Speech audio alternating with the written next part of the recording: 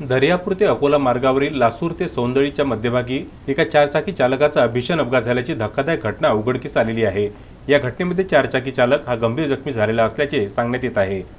अपघातातील जखमी अजय हत्तीसिंग सोळंके हे अमरावती येथे जिल्हा सामान्य रुग्णालय या ठिकाणी डॉक्टर म्हणून कार्यरत आहेत। अमरावती येथून अकोलाकडे जात असताना सौंदळी ते लातूरच्या मध्यभागी त्यांचे वाहन चालकाचे नियंत्रण सुटले व चारचाकी वाहन हे रस्त्याच्या दुसऱ्या बाजूला जाऊन पडले।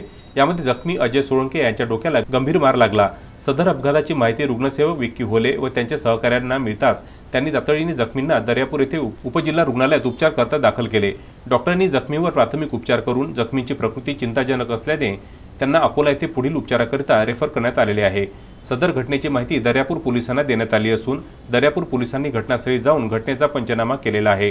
पुढील तपास दर्यापूर पोलीस करीत आहेत। गजानन देशमुख, विदर्भ न्यूज, दर्यापूर।